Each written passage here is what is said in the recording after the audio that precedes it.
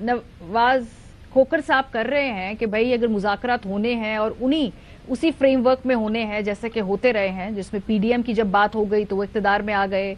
अगर रिलीफ चाहिए तहरीक इंसाफ को, या चले अगर तहरीक इंसाफ की जबान में कहूं कि उनको चाहिए कि भाई एक फेयरनेस चाहिए, फेयरनेस का लफ्ज इस्तेमाल कर लूं, क्या ये जो मुज़ाकरात हैं मुक्तदरा के साथ ये उसी एम्बिट में होने चाहिए, उसी तरीके से हो रहे हैं? और ये जो कल की जजमेंट आई है ये स्पॉइलर होगी आपका ख्याल है इस पूरे मामले में, या इससे फर्क नहीं पड़ेगा, ये चलेगा प्रोसेस जब चूंकि शुरू हो चुका है इस लेवल तक आगे कि एटलीस्ट अब एंगेजमेंट शुरू हुई है? पहले तो एंगेजमेंट का सवाल तक पैदा नहीं होता था।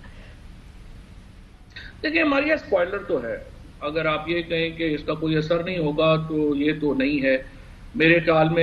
एक तो देखे ना, मुद्दा है कि तहरीक इंसाफ की पॉलिटिक्स, और एक है पाकिस्तान में जो मुस्तफा कह रहे हैं दायरों का सफर। देखिए, दायरों का सफर खत्म करना खाली कोई इमरान खान की जिम्मेदारी तो नहीं है।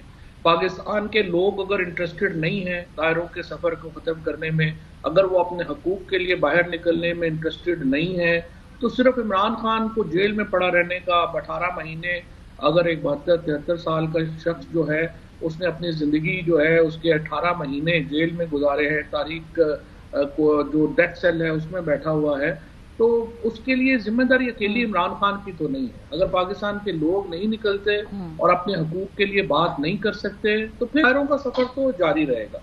अलबत्ता ये जरूर है कि ठीक है, इसमें मैं समझता हूं कि जो पीटीआई की अपनी पॉलिटिक्स है उसको, उसके बड़े फ्लॉज हैं, उसकी बड़ी गलतियां हैं, जिसकी वजह से जो एक जिस तरह से इमरान खान को सपोर्ट हासिल है, लेकिन इस वक्त 70-80% पाकिस्तान तो इमरान खान के साथ खड़ा है, लेकिन इमरान खान तो जेल में है और वो बाहर नहीं आ पा रहे।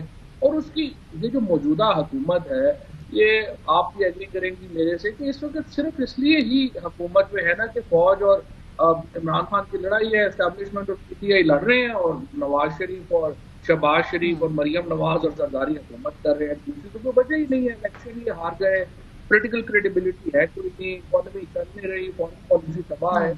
लेकिन दूसरी तरफ पीटीआई का एक तो ये लड़ाई है, और दूसरी तरफ पीटीआई की जो लीडरशिप है वो एक बड़ा सियासी अलायंस बनाने में नाकामी जो है।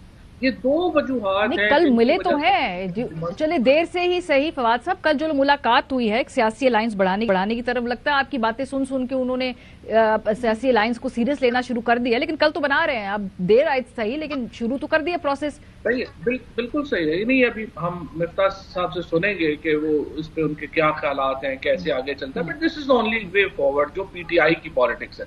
जहां तक ये बात के एस्टैब्लिशमेंट का रोल जो है होना चाहिए, महदूद होना चाहिए, आइन बहाल होना चाहिए, अदलिया आजाद होनी चाहिए, ये देखें ये अकेली पीटीआई नहीं कर सकती। ये पाकिस्तान के लोग जब तक नहीं जुड़ेंगे, सारी पॉलिटिकल पार्टीज इस बात के ऊपर मुत्तफिक नहीं होंगी, ये मामला आप सिर्फ इमरान खान और ये तो ना करेंगे। इमरान खान तो वो कहते हैं ना, चल चढ़ जा सूली राम भली करेगा, तो ये तो जाहिर है कि मैं तो इसका नहीं होगा, बाकी सारे मान जाएंगे, अवाम निकल आए तो ये तो नहीं है इमरान खान को सारे लोग तालियां बजाना शुरू कर रहे हैं कि कोई बात नहीं, कि कोई बात नहीं, तालियां।